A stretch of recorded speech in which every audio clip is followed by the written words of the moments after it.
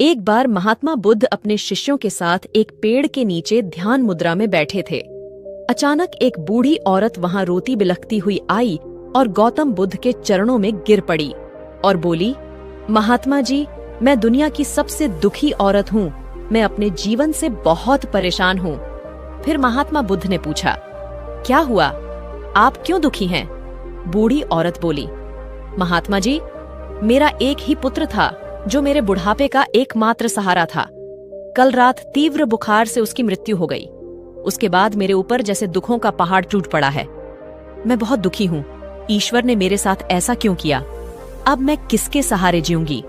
फिर महात्मा बुद्ध बोले, हे माता, तुम चिंतित ना हो। ईश्वर बहुत दयालु हैं। वो कभी किसी के साथ अन्याय नहीं करते। आपका जीवन भी जल्दी ही इस दुख से निकलकर सुखमय हो जाएगा। फिर बूढ़ी औरत बोली, नहीं महात्मा जी, मैंने आपकी बहुत तारीफ सुनी है। कृपया आप मेरे पुत्र को जीवित कर दीजिए। फिर महात्मा बुद्ध बोले, हे माता, मैं आपके दुख को समझ सकता हूँ। पहले आप मुझे किसी ऐसे घर से एक मुट्ठी चावल लाकर दें जिस घर में कभी किसी की मृत्यु ना हुई हो। फिर मैं आपकी समस्या का हल बताऊंगा। फिर औरत धीमे कदमों से गांव की ओर चल पड़ी। पूरे दिन वो इधर से उधर सभी लोगों के घर में भटकती रही, लेकिन उसे कहीं ऐसा घर नहीं मिला जहां कभी किसी की मृत्यु ना हुई हो और जहां कोई दुख ना हो। हर कोई अपने दुखों से परेशान था। सबके पास अपनी एक अलग समस्या थी। शाम को वह औरत फिर से महात्मा बुद्ध के पास पहुंची। औरत को खाली हाथ लौटा देखकर बुद्ध ने कहा, हे माता, क्या हुआ? आप खाली हाथ क्यों लौटी हैं?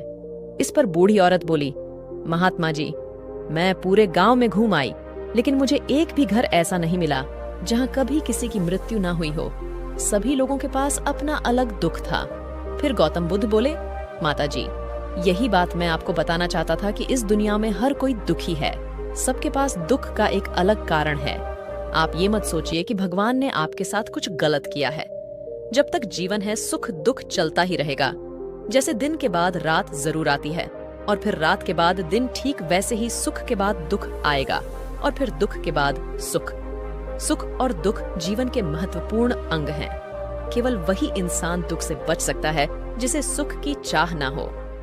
तो दोस्तों, महात्मा बुद्ध की इस कहानी से हमें ये सीख मिलती है कि जब भी आप दुखी हों तो ये कभी ना सोचें कि भगवान ने मेरे साथ ऐसा क्यों किया, क्योंकि शायद आप नहीं जानते कि इस दुनिया में आपसे भी ज्यादा दुखी लोग हैं।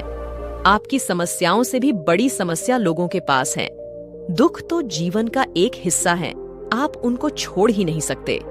तो किसी भी समस्या से डरे नहीं, घबराएं नहीं। अंधेरी रात के बाद सूर्योदय जरूर होता है, ये प्रकृति का नियम है। आपके भी दुख एक दिन खत्म हो जाएंगे और फिर से सुखमय मुस्कुराता सूर्योदय होगा। बस हंस कर जिएं, मुस्कुरा कर जिएं और खुशियां बांटते चलें।